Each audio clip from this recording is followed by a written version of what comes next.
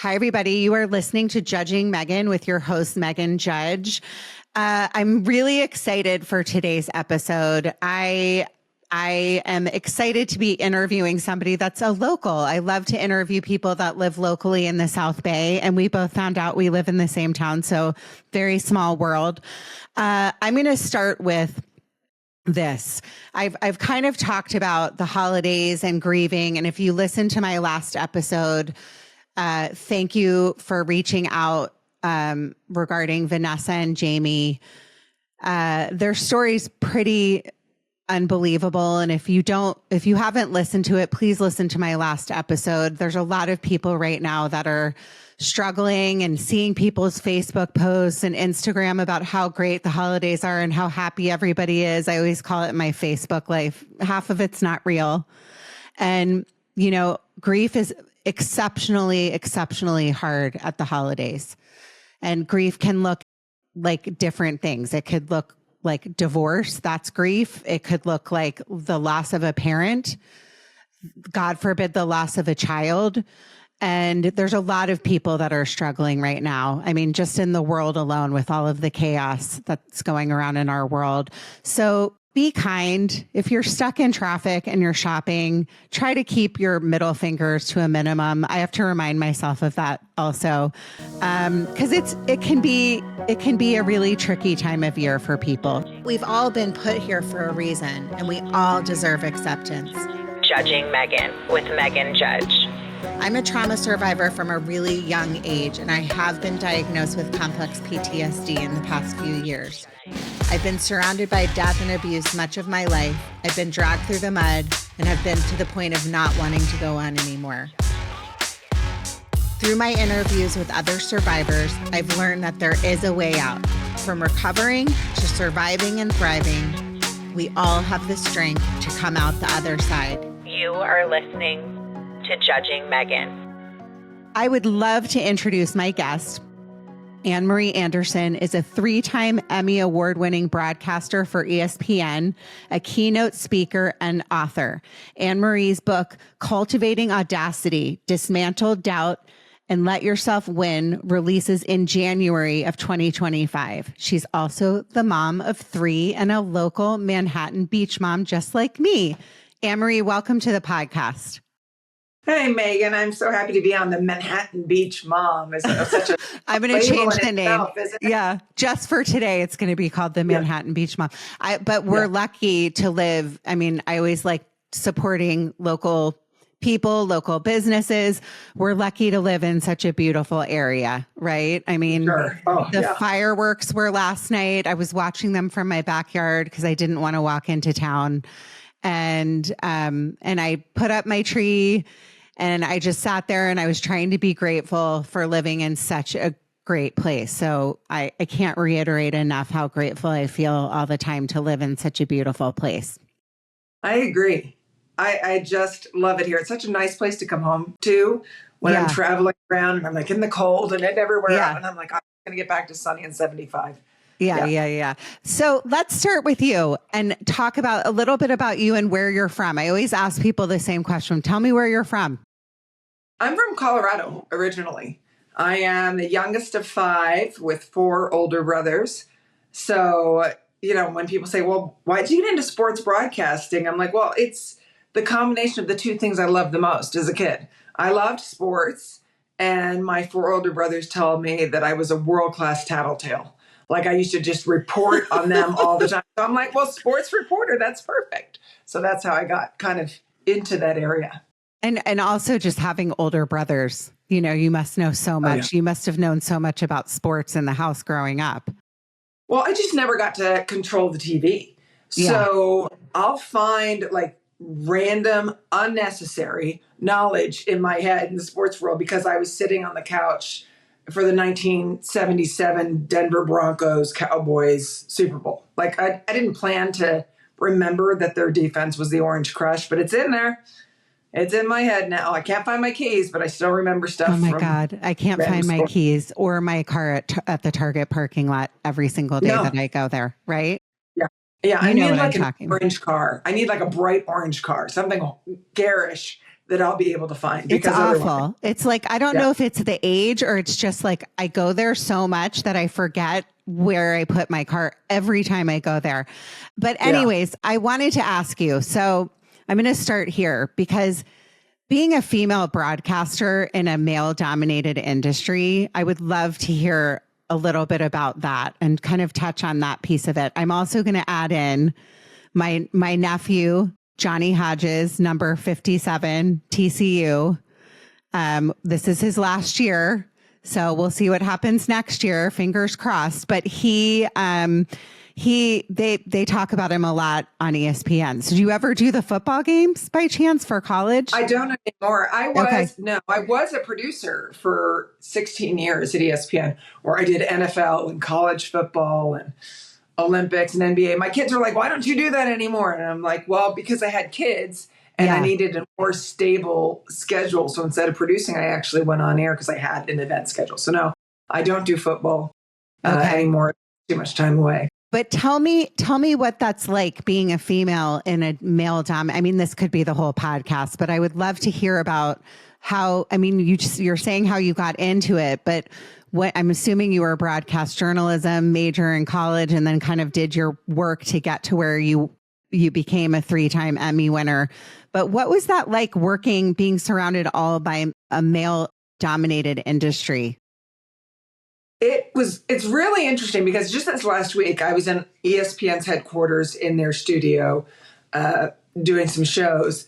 And I started at ESPN 35 years ago. I was 21 years old when I started. I went there straight out of college, working 6 at night to 3 in the morning, making $15,000 a year. And so for me to go back to headquarters where I used to live, it was just so wild because I was thinking at 21, what did I want my life to look like? And it's entirely different. The role of women in sports broadcasting has changed so much over those decades. I mean, when I was first in there were very few women there. There wasn't a lot of HR support. I worked with some really incredible men, and I worked with some really creepy people too. But yeah, you became aware that all eyes were on you. I mean, if I'm in a locker room, post game where people are changing and I'm interviewing, most likely at that point, I was the only female in the locker room. And you knew that people were looking at you. You knew that they wondered. I was very smart about my career, thank God. And that not only did I never date an athlete, but I never dated anybody in the business. So now when I'm working, a lot of my friends who early on were dating our colleagues and stuff, they're somewhat limited in how they can work because, they burn some bridges. And I'm really grateful that my brothers, I think it was my 4 brothers, taught me to really separate my professional and personal life. Thank God. I love that though. And it's so important because I think there's like a movie like Jerry Maguire, I could be wrong, where there's a famous scene with the female reporter in the room and the athletes are all like changing. So the sexual harassment must have been pretty awful to deal with. But I think that's important that you separated yourself and just like didn't date, because I feel like that it's so often that's what brings women down. The minute you open the door for anything, I have a 14-year-old. I try to tell her this, the things that you do and the reputation that you build now can follow you forever. Right. And that, unfortunately, like men can do whatever they want. I worked in a male dominated industry as well. So I understand.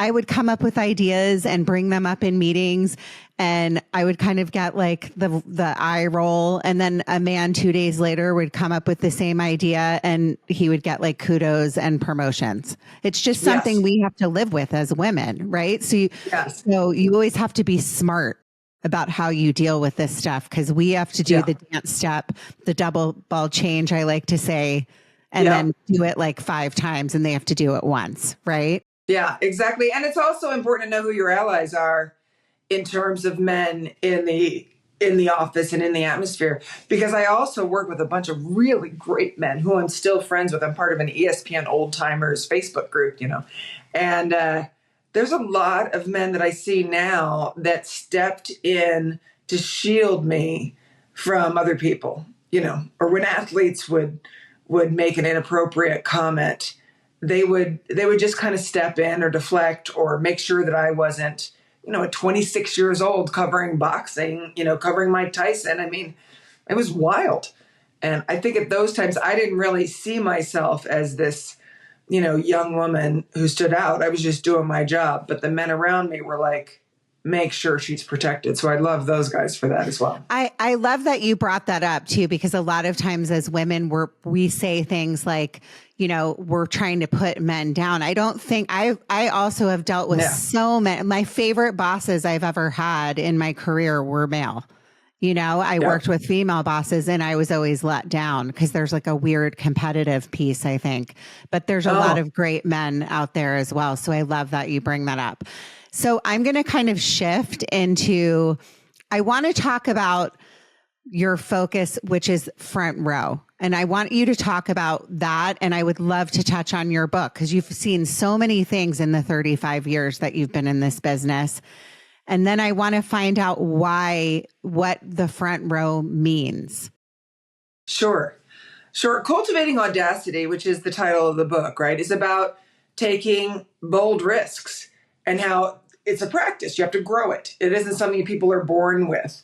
And part of that is having the right support system. We talk about support systems in every way. For me, my front row is my support system. And it's made up of the people. It's probably not, Meghan, your mom or your best friend that's in your front row, because they want you to stay safe, right? They want you to be protected. Your front row, at least the way that I define mine, are the people who are going to push you, who are going to hold you somewhat accountable, who are going to lift you up when you fall, who are driven, and who have no competitive interest with you. And it is absolutely possible to have great front rows consisting, certainly there's men in my front row too, but there was a lot of women too who were not competing, even though some of us are in the same business, but we're just pushing each other. And I think that has to be really carefully curated, who you let sit in that front row. Can I ask you this? How did you come up with this concept of the book in the front row? Was it that you had been like, kind of excuse the language, but SHIT on in your life or in your career? How did you come up with, because I know that you do a lot of speaking about that and your book is focusing on that. How did you come up with this idea of the front row? I think it's because I was a college athlete and, nothing gets done without a team ever. Even if you've got a star on your team, nothing gets done without a team. So I've just always kind of thought about like, what would I want my team to look like? And as somebody who, like, for instance, I played college volleyball, so I was a setter. So I was always setting the ball to somebody else to get the kill. And a lot of times the person who gets the kill gets the attention, but it's never done alone. It's always about the team. So I always liked being able to set other people up for success. And I know who the other people are who also want to set people up for success. So that's why I picked them. It wasn't that I had a bad episode at all. Mm-hmm. It's just that I love being part of a team. And a lot of times the business can be solo, right? A keynote speaker, you're the only one speaking. But not really, because I've got other speaker friends and I want to set them up. So if I've done an assignment, for example, if I've spoken at a conference and they say to me, well, we'll have to find somebody next year. I always say, well, I got a couple suggestions if you want to check them out. And I will give them other really nice speakers to talk with. And I find that I have a lot of friends who do that for me as well. That's front row. Do you think that people can have the wrong people in the front row? Like, is it a learn? That's my question. So do you think it's a learning experience? I mean, my audience, my listeners know, and I kind of touched on before we started recording, could a front row consist of a bad friendship? Like you said, you have different front rows, and we said that offline before we started recording. But my audience knows I went through this pretty bad friend breakup, and then I kind of had to rebuild my group of friends, and I did. Right. And now I surround myself with a completely different group of women. And I think that also comes with age. We live and we learn, and my picker's better than it used to be. Can you touch on that? Sure. Well, first of all, it's like weeding your garden, right? Because Mm-hmm. sure, you're going to get some people in there. Absolutely. You'll get somebody in the front row that shouldn't even be in the room, much less have a seat. I once after getting off stage, a woman asked me, is it possible to have a back row? And I just laughed and I said, don't even let them in the room. But we all make mistakes and are let down and have, I mean, that's on them. I wanted to say a bad judgment, but it's not necessarily bad judgment. I mean, it's on them. So yes, you can find that person and you need to pay attention. If they're even a little bit jealous or a little bit competitive, you got to take a look at that. I have somebody I'm thinking of who's in my front row, in a lot of different front rows, and she is very straightforward. And every single thing that she says, I am 100% sure is said with love and determination to make me better. And you can feel it when somebody's telling you something and it's not sent with that intention. And believe yourself when you feel that little nugget in your stomach, because this friend can say almost anything to me. And I will be like, okay, that's something I need to consider. There'll be other people who will say something to you and it will not feel right. You need to dive into that feeling. And I think that's probably what happened with this friend of yours, is you and I were talking about it offline a little bit. Was that what happened? Is that you started to feel like, oh, that wasn't a very kind comment? Or No, there's like, I mean, it's the whole thing, and I try, and honestly, like I try so hard now not to talk about it, even though my listeners still ask me questions about it, because it's almost like in life, I don't want to give things light anymore that are going to harm me and Right. affect my own mental health. It's kind of like having a bad breakup and then Yeah. you just keep talking about your ex and you're like on a date, even though I'm married, but like, I don't know what that's Yeah. like because I haven't dated since my 20s, but I'm imagining you're like sitting there talking about your ex all the Right. time and nobody around you wants to hear it. So it's Yeah. kind of that thing. But I do think looking back on it, it's that front row needed to change. And I think from what I'm gathering from you, it's okay to like have people exit the front row. And how do you do that? Oh, yeah. And for sure. In a healthy way. I mean, our whole life is cycles anyway. Yeah. So there are people that are in your life for, a season, a reason. You've heard, those phrases. So yeah, they can exit your front row, and it's just, you pick. You're in charge of picking who you want to be with you. It isn't somebody that necessarily just kind of tags along. And when you grow in different ways. And so when you feel like you're growing away from a particular relationship or friendship, then it wasn't a failure in any way. It's just run its course. And then you're pulling away through that. I've had lots of closer friendships earlier in my life that aren't close now because we just grew in different directions.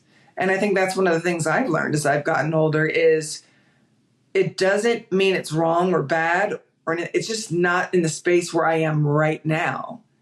And so we've grown apart, and they're no longer somebody that I consult in my front row or look to for support or encouragement. And somebody else might be allowed in.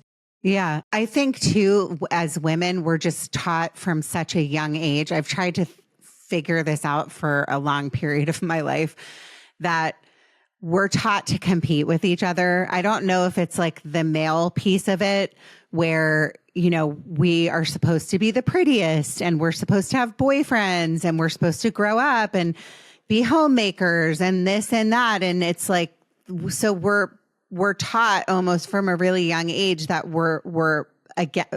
we have to be against each other. We can't be supportive. And then also I feel like sometimes women just have this like jealous piece. I mean, I know we all can be jealous. That's human nature. But I think it's about like teaching your brain, like you said, or teaching yourself as human beings. Like, I'm happy for you. Just like, I mean, I'll give you an example. Like, I try to be really, really positive for other female podcasters. So like if somebody comes to me and they say, I'm thinking about starting a podcast, what do you think I should do? And then I give them all the information that I think they should do. I always try to be open with that kind of thing because I had somebody do that for me. You know what I'm saying? And I'm sure that you feel kind of the same way with what you do. right? Yeah, absolutely. And the other thing is you grow from doing that. So let's say you help somebody get started with their podcast, right? So they're not to the level where you are, but you could maybe learn some new ideas from the way they're doing things, or you could exchange guests, or you could be a guest on their podcast, which elevates your podcast. Like there's ways to build off each other. I also think, you know, being grown up and pitted against each other, that's our responsibility as parents to not keep that going the way that daughters are. I wasn't raised that way to compete against other women. And I think a lot of that is the sports background. Mm-hmm. But it is interesting when I cover sports, and I've heard this from coaches, where if you get a really elite player on a men's team and who is very definitely garnering the attention, the other guys on the team tend to be like, that stud's on my team. Whereas there have been instances of Olympic coaches who have told me specifically, if you have a really stud athlete on a women's team, there are some that are like, who does she think she is? Yeah. You know, who is that? And I was really interested to hear that at the Olympic level. And that's something that's within our control in terms of, first of all, if you're feeling the jealousy, to tap into it. What are you jealous of? What are you afraid? Because there are people who believe that if they could just diminish your light a little bit, theirs might shine a little bit brighter. Yeah. And that's not the way that stars work, right? I mean, it's giving energy to each other. That really plays in, Meghan, to the front row. Don't let anybody in there who you feel has a competitive stance with you, where you being lower helps them feel higher. You know, that isn't the way this is supposed to work. With podcasts, there's other speakers that I work with. There's other broadcasters that I work with. I've talked about it with my daughter extensively. You know, trust your gut.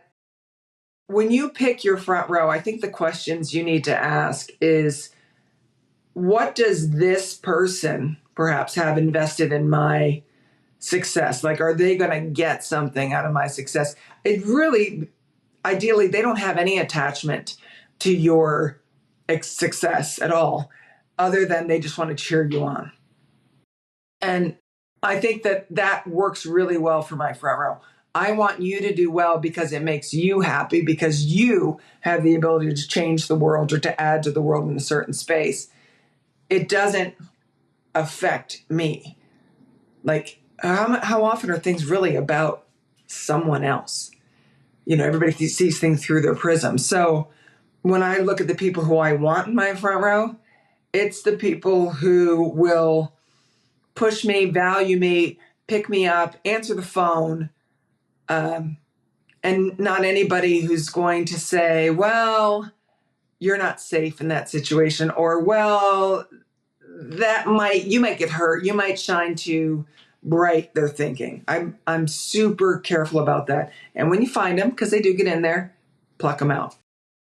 How do you pluck them out, though? I mean, I do genuinely want to know this, because, I mean, like you said, like your front row changes and you evolve as you get older. And I feel like as I've gotten older, like I think I just was talking about sitting in my backyard and by myself, like I never would have not gone to the fireworks with a big group of people a few years ago. Like I felt like, oh my God, what am I missing? Like I had so much FOMO.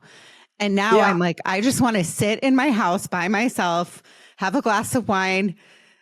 Sadly, I was watching The Walking Dead and decorating my tree. That's so weird, I know. And be alone. Like I don't need to be seen in town, and it's just like things evolve and change. So I feel like my question is like, how do you, if you've been friends with somebody or had somebody in your front row for a long time and you're feeling like things aren't a fit anymore, like, is there a way to do this in a nice way? Because maybe that person isn't of the same level. Like we change and we evolve as humans at different speeds. And I'm not saying I'm at a different speed. We just have different interests now. How do you get out of that? Well, first of all, you don't have FOMO, but I think you have JOMO now. The joy of missing out. Oh my God, I totally have JOMO. I have JOMO. Like I completely have JOMO. Hey, do you want to come to this thing? No, can't make it. I have plans. Well, yeah, my plans are laying on the floor with my dog, Oh my whatever God, it we're is. the same person. My dogs and I Yeah. are best friends. No, it's Yeah. so true. It's like, I don't know if it's an age thing, but there's nothing that makes me happier than missing things now. And especially if Yes. somebody invites you to a Christmas party and it's after 8 o'clock at night.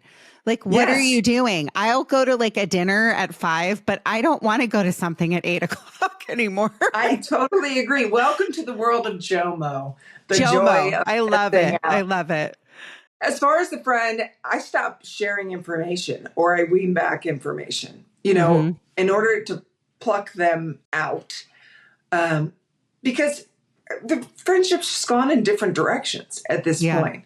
So I stopped sharing with them the specific trials that I have. I stopped giving so much information. I listen a lot when there's things, but I also distance the frequency of communication. I mean, for me, that works. I don't think it needs to be an announcement, right? I don't think we need to say we are no longer going to see each other. Kind of like when you end a relationship, like I think, Yeah. I think we should see other people. Well, you just give less. Give less. It's so hard. That's something I have to work on because I have a hard time with like ending situations with people. And it's something I think I'm getting better at it as I get older, but it's so interesting that we're talking about this. Okay. As far as your book goes, I want to find Yes. out when you decided to write this book. And I also would love to find out a little bit more about your speaking.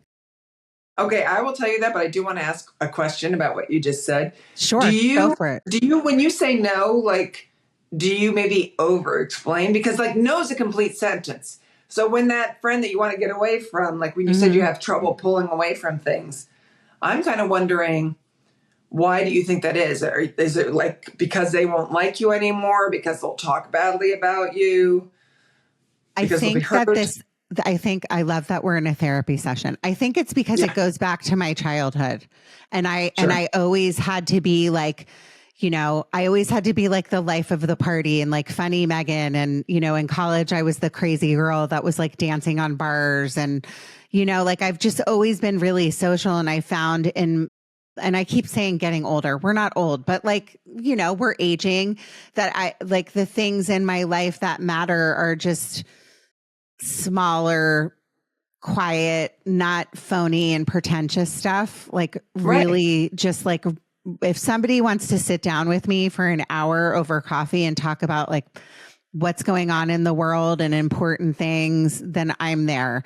But if it's like superficial, like there's a lot of BS where we live. Sorry. I just feel like I don't have time for it anymore. And that's where I'm coming from, I guess. I don't know. Does It's that not make getting sense? older. Yeah, it's not getting older. It's maturing, right? Because we can still mature at our age going through. And it's, you want to sit with people who want to talk about things, not other people. Mm-hmm. And that makes perfect sense to me. But that's part of maturing, is not needing that external validation of like going downtown when the fireworks are going on, but just sitting in your backyard and enjoying the fireworks. That makes perfect sense to me.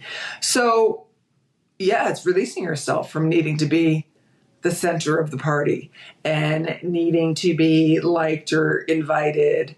I've gotten really good, Meghan, in tuning into whatever uncomfortable feeling I have. One of the early concepts, and you had asked about the book, is called, there's 4 barriers that stand between us and where we want to go or the thing we want to do.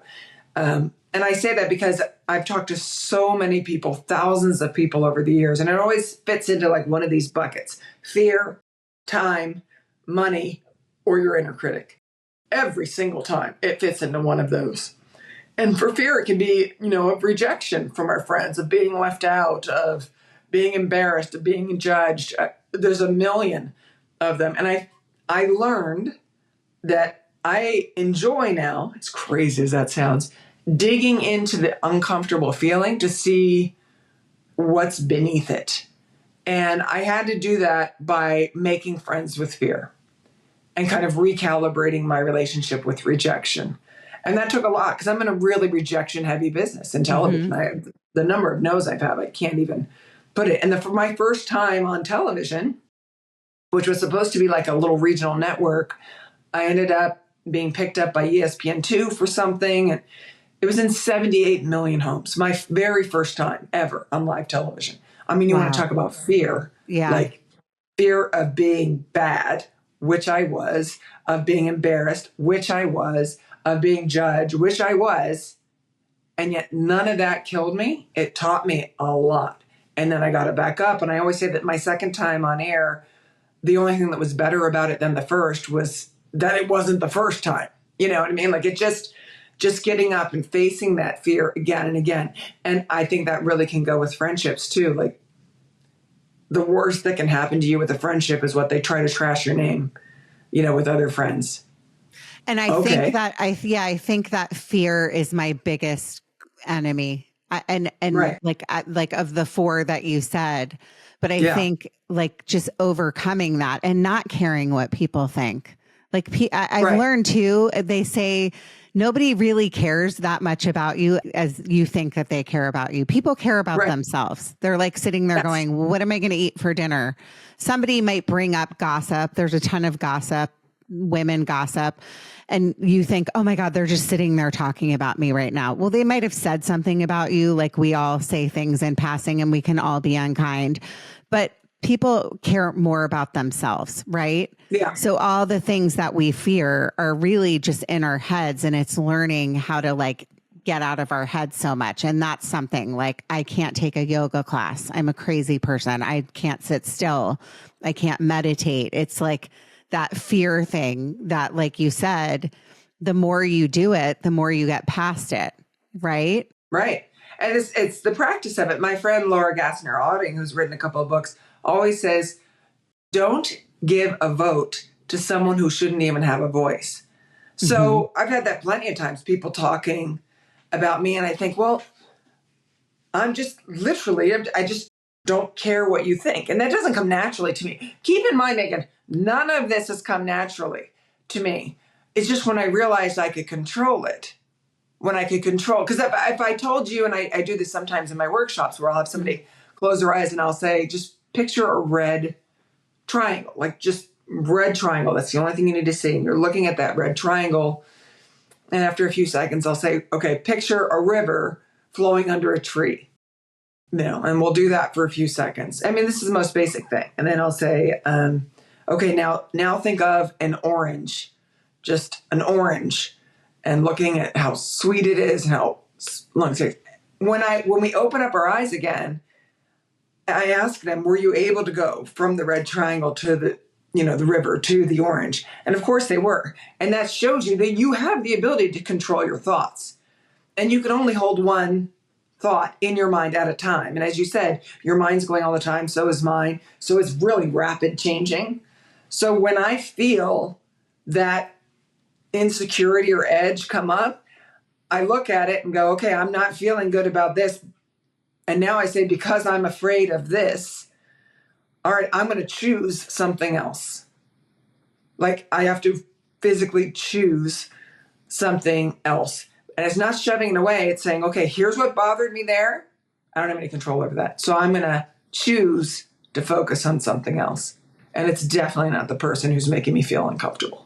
And it's got to be like a conscious practice for you that you do this. Absolutely. Yeah. Absolutely. And don't fall into like, because they say people can't change. I mean, sometimes I do believe that. I'm sorry. I know that I could be a pessimist about this stuff, but I think people evolve and they can change. Like if you would have talked to me when I was in my 20s, I was a complete hot mess compared to what I'm still a hot mess. Let's be real, but I'm not like, like we've talked about, I've evolved, and things that I've learned, like really hard things I've had to learn that are part of life. Cause I say all the time, I believe life is a series of lessons, and we keep doing these lessons. And then I'm spiritual. So then at the end of our lives, we've gone through all our lessons, and then wherever we're supposed to go, that's where we go. That's what I think, at least. Right. What do you say to women that are coming up in your industry? Like, what's something that you could teach a young reporter that's out there, because so much of the business has changed. Like you were saying, you started at 21. We didn't have social media. We didn't have TikTok. I mean, thank God I never would have had a job if we did. But can you talk about that? Because it's such an appearance-based business, and you're obviously physically beautiful, but like that's all that it seems like matters sometimes in the world of TV. And it kind of always has, but now it's to a point where everything's about a filter. Everything's about keeping up with social media. It's taking over our lives to the point where our children have mental illness at the highest rates they've had due to this. Can you kind of touch on that? Sure. Well, I'm so grateful that I didn't have any of that when I started my TV career, because I was a producer for the first 10 years. So I was behind the scenes. So there's no value given to how you look as a producer. It's all about what can you come up with? What can you actually produce? And that helped to really set a standard for me that I do think women now in television don't have the luxury of doing, because people are judging them from the very beginning. And so what I tell them is, there's so much rejection. There's so much judgment in every business, but in television, you just need to keep challenging yourself one foot in front of the other and know that there's going to be a lot of rejections. There was earlier this year, I've been doing this forever. And earlier this year, a network that I had worked with before came to me and said, well, we're not going to have you work with us this year. And I was like, okay, why? The boss, a man my age who I've never met, doesn't like your voice. And I was like, okay. And I was like, is that really what we're talking about? Yeah, he doesn't like your voice. And I thought, all right. And so you're going to deny me calling something that I'm an expert at. And I was talking to my teenage son at the time. He was 19. And I was upset. I was like, God, no matter how long I do this business, this stuff comes up and it just kills me. And, he listened to me. This one's my oldest one. He's a little Dalai Lama. And about a week later, he said, Mom, can we go to lunch? And of course, if you got a 19-year-old that asks you to lunch, like, yes, let me clear my calendar and let's go to lunch, because how often does that happen? And we sat down and he said, I've been really bothered this last week how you said like that shook your confidence. Because I said that to him, it shook my confidence. And he said, I'm a really confident kid. And I have nothing to be confident about. I haven't done anything yet. And he's like, Mom, you have accomplished so much. Like, you're a killer, And I'm thinking, wait, is my son coaching me up right now? Like, all of a sudden things have flipped where he's like, you've done this and this. And why are you letting this one random guy affect you? And I thought, there it is. All these decades in, all this practice in, it still comes for me. That's what I like about cultivating audacity, is that I'm still in it as much as everybody else. And here I've got a 19-year-old telling me, you're letting some random guy who lives across the country who you've never met affect your confidence. Yeah, he can affect whether or not you get this assignment, but to affect your confidence? Really? And I think that was a really great lesson for me, is it still comes for you every time. This particular child of mine is literally in my front row.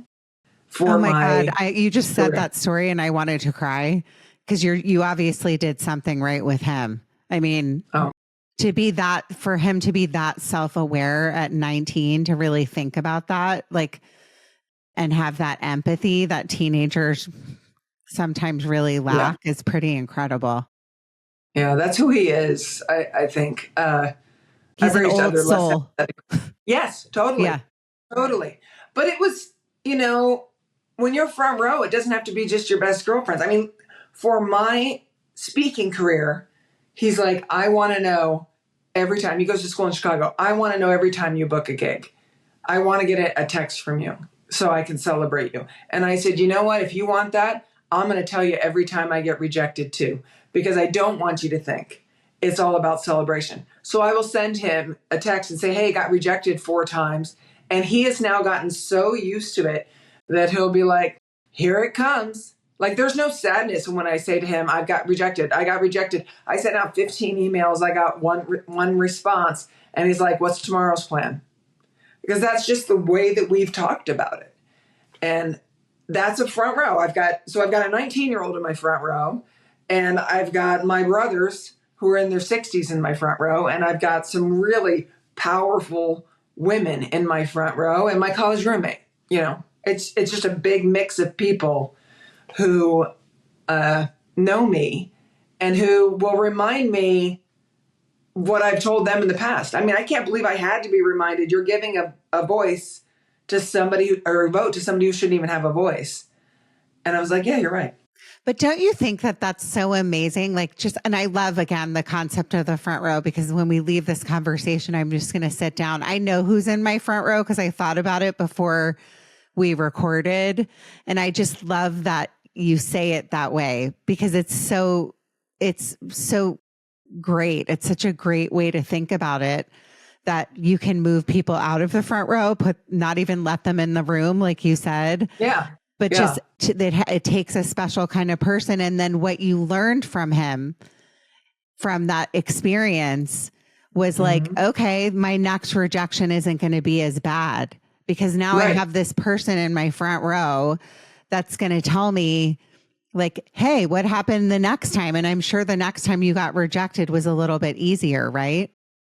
Right. I mean, I've gotten rejected hundreds and hundreds of times. Yeah. So it always is. I wanted him to see, I didn't want to send him just the successes, right? Because that's not the point. I need him to see all the rejections that come before you get the yes. And to know in his own life, you're going to get no, maybe yes, no. You know, it's the number of times I'm rejected for a speaking assignment just because they have another speaker, or I'm too expensive, or they don't like my content or whatever. I mean, that's the way you play the game. And I think a lot of times people want to only do things where they're going to say yes. They're only going to say yes. Well, you're not really growing. You know, when we talked about FOMO and JOMO, I always say I don't have the fear of missing out. I have the fear of staying the same. And so I got very comfortable with rejection, because for me, the only thing that staying the same really guarantees is that no growth is possible. So if you're absolutely delighted with every aspect of your life and your career and everything, well, then you don't need anything to change right now. I know very few people that want to stay exactly the same. For some people, it's a really big thing. It's a relationship they need to get out of, you know, or it is, you know, not being able to get themselves out of bed because they hate their job so much every morning. They need to do it. For other people, it's little tweaks. It's taking somebody out of your friendship circle who doesn't serve you anymore.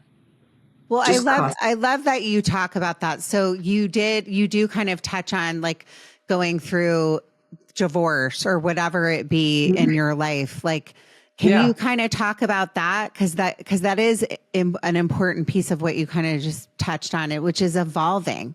If we're on this earth and we're not evolving, and marriages aren't working, or friendships aren't working, or, you know, you and I both know how hard parenting is. It's like, I constantly am asking my audience, like, send me tips. Parenting a teen girl is so incredibly difficult. I find myself, to be honest, in tears more now than I've ever found myself in tears chasing a 2-year-old with sweating, you know, with my pants falling down in a park. Right, exactly. Right? Because parenting changes all the time, and it shifts and it evolves. So, I mean, I know that's a long-winded question. No, but the thing I rely upon in parenting that took me a long time to learn is that when a kid comes to me, whether they're angry or they're trying to tell me a story or they're upset, I learned to finally say, do you want to be heard, helped, or hugged? Just tell me how I can help you. And I just said this to my ex-husband the other day, because we still get along very well. We co-parent. We split a house right now. We're both in at the same time. I'm at one end and he's at the other. And I was leaving. I've got a really heavy work schedule right now. And the reason we did that is because we both travel for work. And I was trying to help him with the schedule. He's like, well, I'm not going to be able to do this because you're going to be on. And I'm not going to be able to do this. And I was like, well, actually you can, if you do move this over here, I'm the problem solver. And if you do this over here. And he was like, no, no, no, no, no. And then I finally stopped and I said, okay, this is my bad. I just realized all these years, you don't want to be helped. You want to be heard.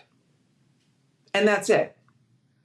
And he didn't really acknowledge that, but it was more of a freedom for me to say, stop trying to help him, figure out he's not looking for your input. He wants to complain about it. Mm-hmm. And that's fine. Let him complain about it and he can figure it out himself, which he did.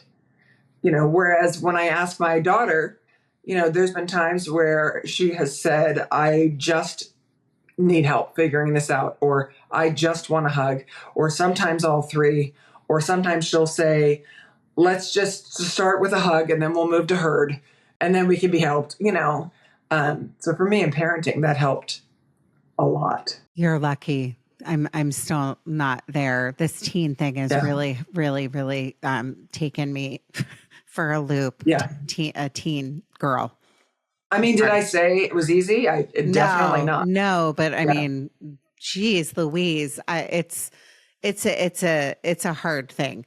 But yeah, so like going back to the separating from like like getting out of a marriage, realizing, evolving. Can you talk a little bit more about that?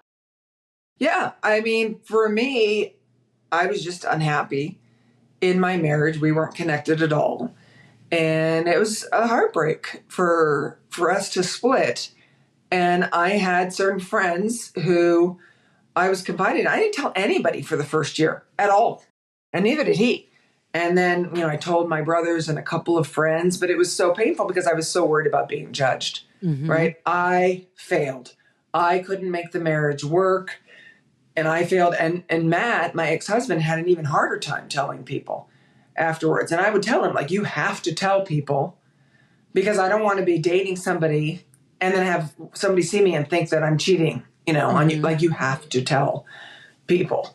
And so the front row is very helpful for that because how many times do they sit and listen to you and cry and all that? And then eventually Matt and I, over the course of years, it's been 5 years, got to the point where we said, hey, we can define our divorce any way we want. We can do this any way we want to. And so we learned, hey, we can present our kids the best possible outcome where they see a unified front, where Matt and I really fight a lot less now than when we were married. And that was really helpful too, where we very consciously formed a new partnership. And, this is what it's going to look like, and told the kids that. But it took a lot from my front row to help me get there and get past the anger and disappointment and all of that comes at the beginning of a divorce. I love that you say that because it is like divorce is shame. Like I said, it's like grief. A lot of times I've been doing this now for over 4 years. And I started this when I was basically drooling in a corner. Like I was at the worst period of my life, and my therapist was my first guest at the time and kind of was like, you need to do something creative. And that's why I started the podcast.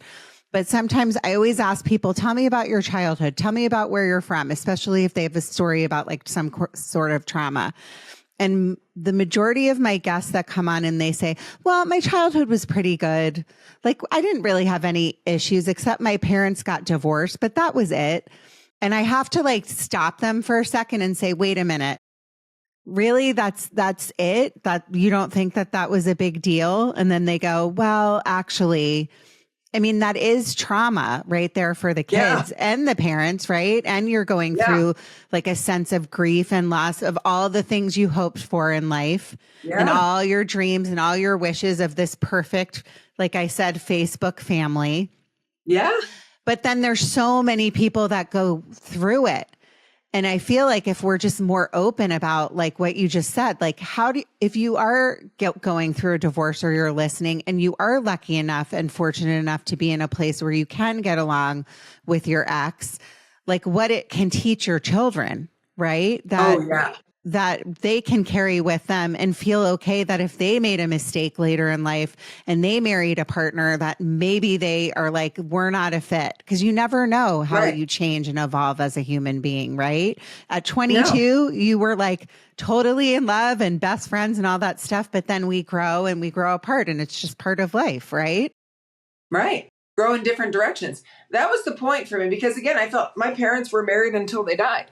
So the guilt of that for my children, I mean, I think that's why I stayed so long. It's because I wanted to give them. And then, you know, you hear people say, well, sometimes it's healthier because you're fighting less and all of that. And that's probably true. I mean, my resentment towards the end of the marriage that we weren't connected was just a heavy blanket.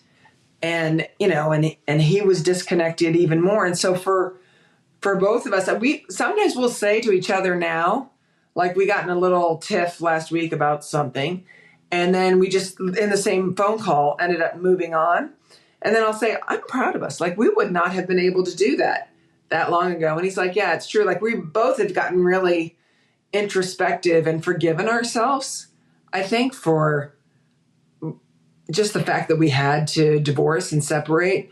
And for the kids, it's been something that I'm really proud of, that we've been able to put together, because, you know, the idea is to just create some healthy people who can have conflict and learn how to deal with it and understand that life changes and evolves and you'll make mistakes. And, you know, I don't look at the marriage as a mistake at all.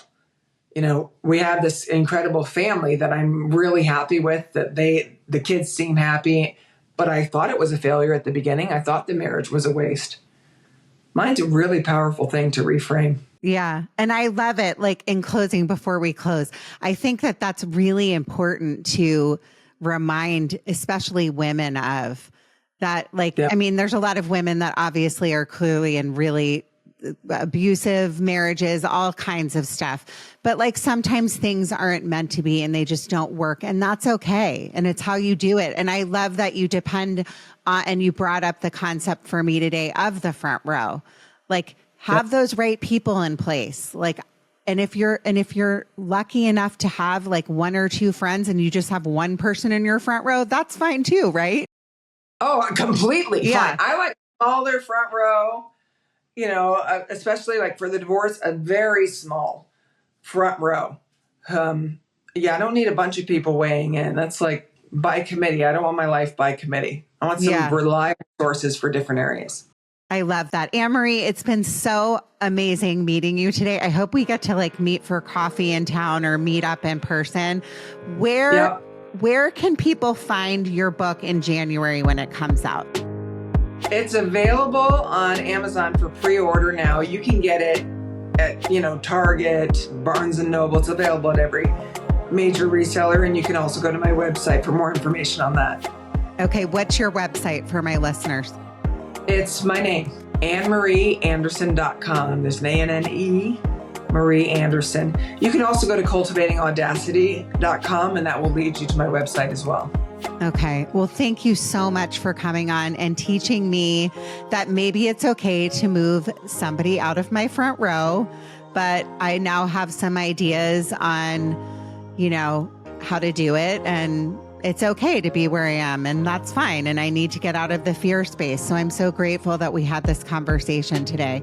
Everyone, if you're listening, like I said, and you're struggling this time of year in the holidays, it's one day. If you're worried about Christmas and where you're going to go and you're lonely and you're grieving, I always say it's like one day out of the year. And then the next day is Boxing Day, and just go shopping and return stuff or find something new. Or if you celebrate a different holiday, that's fine too. It's just one day. Keep going. You matter. Your story matters. Thanks again. Judging Meghan with Meghan Judge.